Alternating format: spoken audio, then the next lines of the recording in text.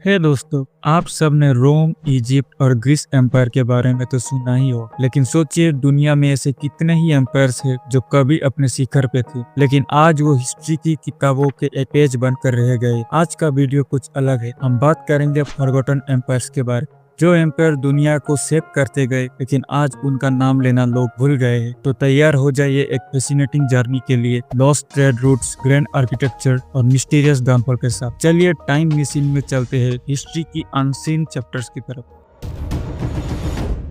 सबसे पहले बात करते हैं एक ऐसी एम्पायर की जो अफ्रीका का शाइनिंग स्टार था, किंगडम ऑफ अक्जुम। ये 100 सेंचुरी के आसपास राइज हुआ और इथियोपिया और एरिट्रा के आसपास था। अक्जुम का ट्रेड नेटवर्क इतना स्ट्रॉन्ग था कि उनका गोल्ड और आइवरी इंडिया से लेकर रोम एम्पायर तक पहुंचता था। इमेजिन करो 2000 साल पहले का ग्लोबलाइजेशन। और हाँ, उन्होंने अपनी यूनिक स्क्रिप्ट भी डेवलप की थी जो आज भी इथियोपिया में यूज होती है। इस एम्पायर की एक और खास बात थी उनकी कन्वर्जन टू क्रिश्चियनिटी। ये one of the earliest Christian empire था, लेकिन जैसे इस्लामिक खलीफेट्स ने ट्रेड रूट को कंट्रोल करना शुरू किया, अक्जुम का इन्फ्लुएंस धीरे धीरे कम होता गया। आज भी इथियोपिया का ग्रैंड ओबेलिस्क अक्जुम के ग्लोरियस पास्ट की कहानियां सुनाते हैं।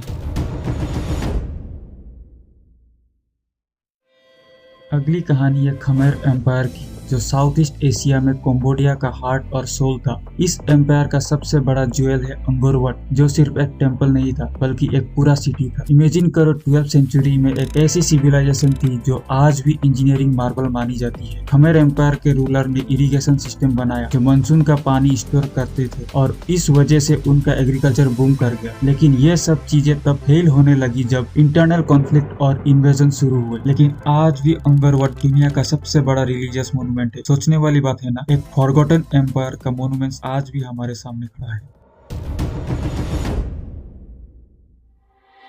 अब चलते हैं अफ्रीका के वेस्ट में और मिलते हैं सोंगाई एम्पायर से, जो 15th सेंचुरी में अपने पीक पर था। टिम्बुक्टू इसका कैपिटल था और ये सिर्फ एक ट्रेड सिटी नहीं थी, एक इंटेलेक्चुअल हब थी जहां दुनिया के बेस्ट स्कॉलर्स और लाइब्रेरीज हुआ करते थे। ये एम्पायर काफी वेल्दी था क्योंकि यहाँ गोल्ड और सॉल्ट का ट्रेड होता था, लेकिन उनका डाउनफॉल तब हुआ जब मोरक्कन्स ने उनके एरिया पर अटैक कर दिया और एडवांस गन्स का यूज किया जो सोंगाई के पास नहीं थी। आज टिम्बुक्टू एक लीजेंड बन चुका है। लोग कहते हैं golden city lost in the sand of time. क्या आप भी इसका मिस्ट्रियस एक्सप्लोर करना चाहते हैं? अब बात करते हैं एक एंशिएंट सुपर पावर की जो ब्रोंज एज का पायनियर था, द हिते एम्पायर। ये एम्पायर 1600 बीसी के आसपास एनाटोलिया यानी मॉडर्न डे तुर्की में था। हित्तीस का एक बड़ा कंट्रीब्यूशन था आयरन वेपन्स। जब बाकी सिविलाइजेशन ब्रोंज से काम चला रहे थे, ये लोग एक स्टेप आगे सोच रहे और डिप्लोमेसी में तो ये चैंपियन थे। उन्होंने इजिप्ट के साथ ट्रीटी ऑफ खदेश साइन किया जो दुनिया का सबसे पुराना पीस ट्रीटी माना जाता है। लेकिन जैसे ही ब्रोंज एज कोलैप्स हुआ और सी इन्वेडर्स आए, हिते एम्पायर भी खत्म हो गए। आज हमें उनके बारे में सिर्फ उनके क्ले टेबल से पता चलता है। सोचकर देखिए, एक पूरा एम्पायर्स का एग्जिस्टेंस एक रिडल बन गया।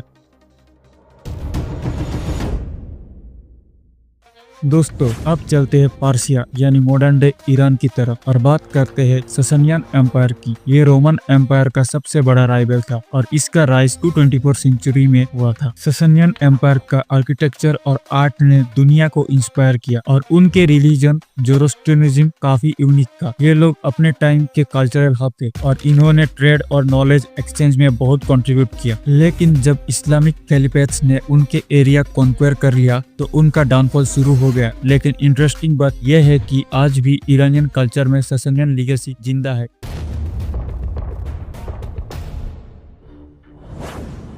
और अब बारी है इंडिया के एक फॉरगॉटन एम्पायर की, चोल एम्पायर।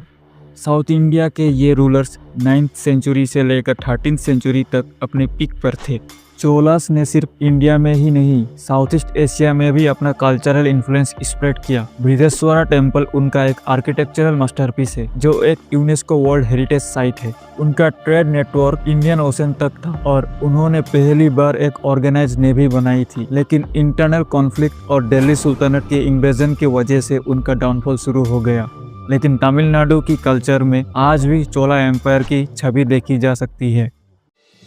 दोस्तों, आज हमने देखा कि फॉरगॉटन एम्पायर्स सिर्फ हिस्ट्री का एक पार्ट नहीं है, बल्कि उन्होंने दुनिया को डीपली इन्फ्लुएंस किया है। अक्जुम, खमेर, सोंगाई, हिते, ससानियन और चोला, ये एम्पायर हमें सिखाते हैं कि ट्रेड यूनिटी और कल्चर किसी भी सिविलाइजेशन की सक्सेस का की फैक्टर होता है। लेकिन हमें एक और चीज समझनी चाहिए, जब इंटरनल यूनिटी टूट जाए और एक्सटर्नल थ्रेट कंट्रोल से बाहर हो जाए तो सबसे पावरफुल एम्पायर भी गिर सकता है।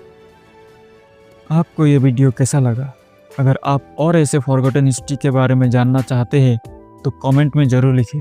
Don't forget to like, share और सब्सक्राइब, क्योंकि हम आपके लिए और भी अमेजिंग कंटेंट लाते रहेंगे। मिलते हैं अगले वीडियो में, तब तक के लिए क्यूरियस रहिए और हिस्ट्री को एक्सप्लोर करते रहिए।